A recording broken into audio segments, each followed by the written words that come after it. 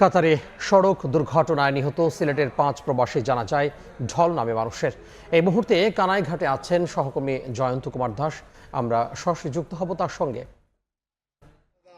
কিছুক্ষণ আগে বাদ জোহর কানাইঘাট উপজেলার গাছবাড়ি ইউনিয়নের দক্ষিণ বাণীগ্রাম ইউনিয়নের আকুনি মাদ্রাসা মাঠে অনুষ্ঠিত হয়েছে 5 প্রবাসী যারা কাতারের সড়ক দুর্ঘটনায় মৃত্যুবরণ করেছিলেন 21শে জুন। তাদের নামাজে জানাজা অনুষ্ঠিত হয়েছে, যেখানে এলাকার মানুষজনের পাশাপাশি আশপাশের এলাকা থেকেও মানুষজন এসে এক কথা বলা যায় যে এই জানাজায় মানুষের ঢল নেমেছে এবং সকলেই আসলে একবার শেষ দেখা সেই প্রবাসীদের মুখ একবার দেখতে পেরেছেন।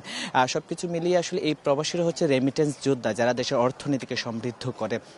তারা আসলে পারিবারিক আর্থিক সচ্ছলতা ফেরানোর জন্যই আসলে পরিবার এবং মায়া সবকিছু ত্যাগ করে আসলে প্রবাসে পাড়ি জমায়।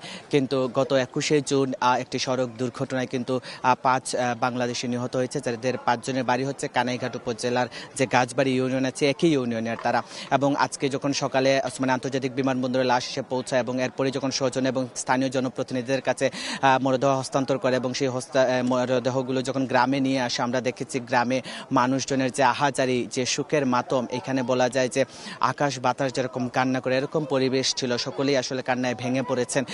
কেউ বাবা হারিয়েছেন, কেউ স্বামী হারিয়েছেন এবং আমরা দেখেছি বিশেষ করে জসিমউদ্দিনের বাড়িতে আমরা গিয়েছিলাম, দেখি জসিমউদ্দিনের 2টি ছোট ছেলে যাদের কান্না আসলে থামানো যাচ্ছিল না, তাদের চোখের জল বলে দিচ্ছিল তাদের পিতাকে তাদের কাছে চায়, কিন্তু আসলে হাজারো কান্না করেও আসলে সেটি আসলে ফিরিয়ে আনা সম্ভব নয়। এবং যখন বাদ জোহর আমরা এখানে দেখেছি প্রায় মাঠটি পুরোপুরি পরিপূর্ণ ছিল মানুষে এবং নামাজে জানাজা অনুষ্ঠিত হয়, তারপর দোয়া অনুষ্ঠিত হয়। সব কিছু মিলে সকলেই আসলে সেই প্রবাসীদের জন্য দোয়া করেছেন এবং যাদের পরিবার তাদের সন্তান এবং স্বামী হারিয়েছেন তাদের পরিবারের শোক সন্তপ্ত সমবেদনা জ্ঞাপন করেছেন অনেকেই। এবং বিশেষ করে সরকারের পক্ষ থেকে সিলেট 5 আসনের সংসদ সদস্য এয়ারপোর্টে ছিলেন, মরদেহ রিসিভে তিনি বলেছেন সরকারের পক্ষ থেকে সব ধরনের সহযোগিতা করার ব্যাপারে তিনি উদ্যোগ নেবেন। একই সাথে যে অনার্স ফান্ড রয়েছে সেই ফান্ড থেকেও আসলে প্রবাসীদের প্রত্যেকের পরিবারকে 3 লক্ষ টাকা করে দেওয়া হবে, এমনটাই আসলে তারা বলেছেন। তো আসলে সবকিছু মিলে এই মুহূর্তে যে কানাইঘাটের গাছবাড়ি আছে, পুরো গাছবাড়ি এলাকায় কিন্তু সুখের মাতম চলছে, প্রতিটি